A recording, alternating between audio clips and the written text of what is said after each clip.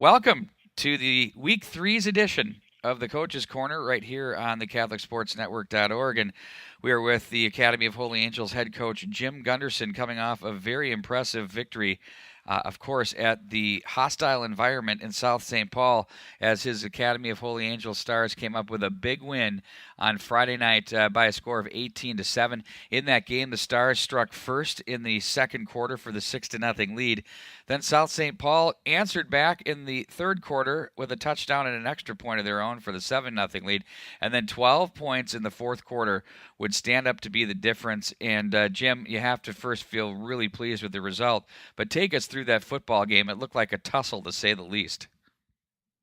Yeah, I mean, anytime, and like you said, it was a hostile environment. The crowd was packed. A lot of our parents were just impressed with the community feel and just how many people, came out. People were tailgating or bonfires in people's yards around the stadium. So it was a real neat atmosphere. And South St. Paul is a very good team, and they're extremely physical. So it was just a battle up front. And I think our guys did a great job of just battling every play and being physical. And I think towards the end of the game, our guys' conditioning and our guys' physicality was the difference. So I got to give all the credit to the guys up front, the O-line and D-line. And after the game, stood those guys up. The whole team gave them a round of applause because that's where that game was won. Well, and when you think about the fact that the conditioning wear down, you talk about that year after year, and it's really important to, I believe, what your message is and how to be successful at the next level and the next tier of games.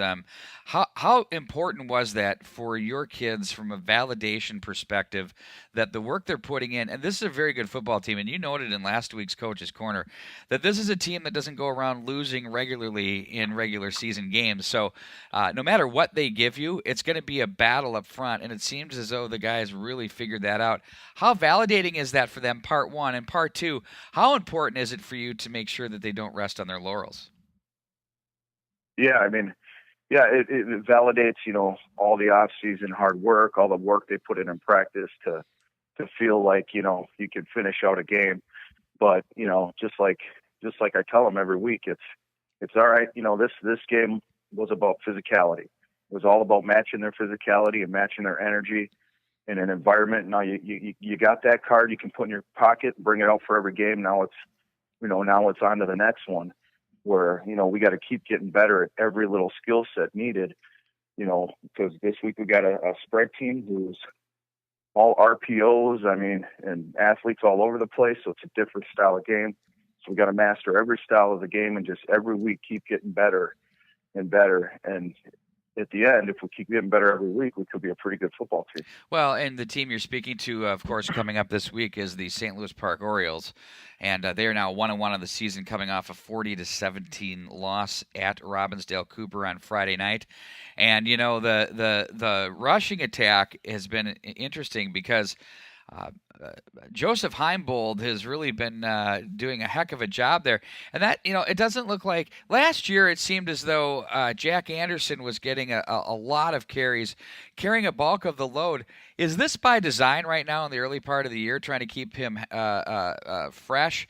And the fact that he plays on both sides of the ball, how important is he to you on the defensive side of the ball? Well, he's just been a dominant force on the defensive side of the ball. So much so last year we're rotating about 4 linebackers, throughout the game to keep them fresh on offense. This year, we're not taking them out on offense. So it's a little bit by design, but it really is. Teams are scheming to shut down Jack Anderson, and it's opening up, other facets of the offense that make the, this is your scheme to take away him. Well, that gives us this play, and we're just taking what the defense gives us.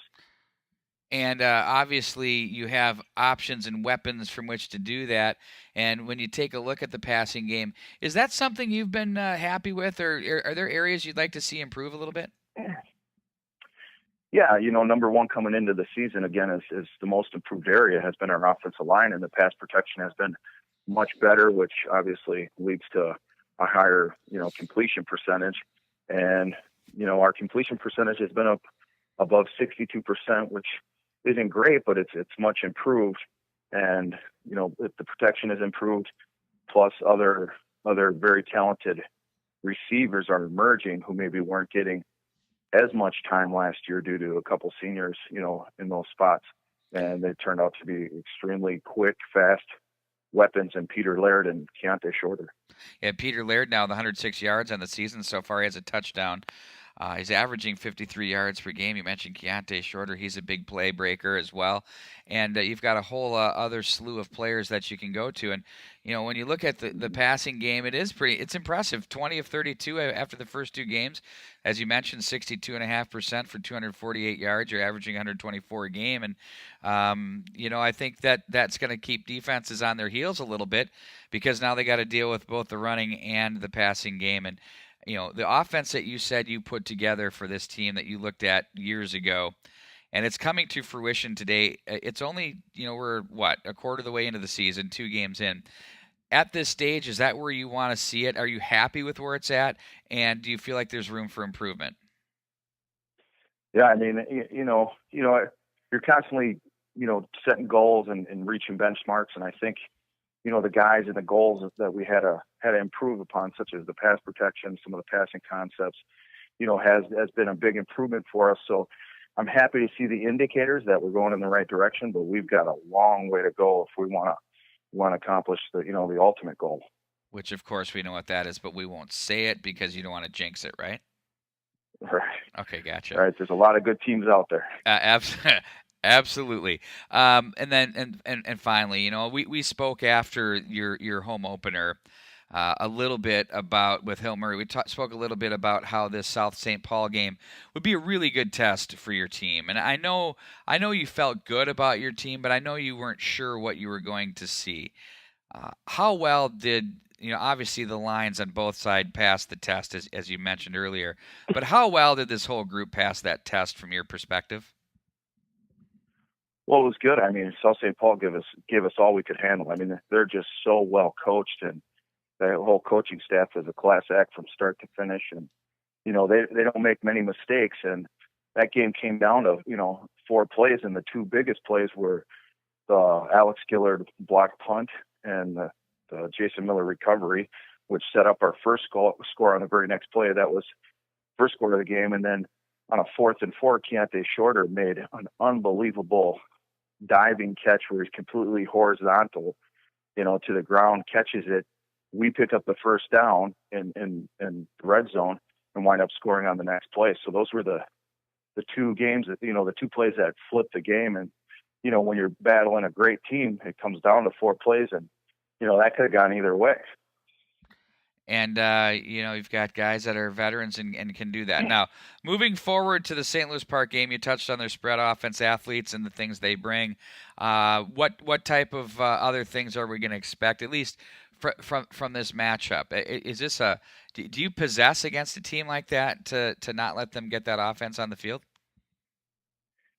Yeah, I mean, they're trying to hurry up, run as many plays as they can, tempo you. I mean, yeah, in 2 games, they're probably at 190 offensive plays, 150, 190 in that range offensive plays, which tells you they're going fast. The other thing they do is, with all these RPO run pass options, they're really pushing the envelope with what is legal and illegal in terms of linemen downfield, because they're running, zone read concepts, power read concepts with 5-step drop routes where you got linemen 8 yards down the field. And they've really been given safeties and the DBs fits because they're reading run and the play's developing, and it's all run. Linemen downfield, they're come up and they're hitting some long ones over the top as a result. So it's going to be a week of, okay, what do I coach the kid to read, to tell him what the play is and what he's supposed to react when it's kind of everything you normally give a kid is complete opposite. So we'll see what happens there. They were up 14-zip on Cooper, and that was kind of what they were capitalizing on as their safeties kind of in between playing run pass and hit them over the top with a few. So, it'll be just getting used to seeing a totally different, not different offense. Everybody runs the RPOs, but they're all short pass game where now you're getting a run, but of receivers flying by you. Well, and you're big and quick on the on defense, and this is gonna be a fun one to watch. I'm looking forward to it. Yeah, yeah, they've got a very athletic quarterback, very great athletes all over the place. It's it's going to be a lot of speed on the field. It'll be fun, and you can see it right here on the CatholicSportsNetwork.org. I'll be up on the mic, Jim. So with this tempo offense, I'm gonna have no breaks, no water breaks. So it should be fun for sure. Congratulations, Coach. Wonderful win, and we'll be back with another Coach's Corner next week. Thank you very much. You bet. That's Jim Gunderson. He from the Academy of Holy Angels. They were victorious over the South St. Paul Packers by a score of 18-7 this past Friday. It's the St. Louis Park Orioles coming up this Friday night at 7 o'clock right here on the CatholicSportsNetwork.org. I'm Pete Waggoner. So long, everybody.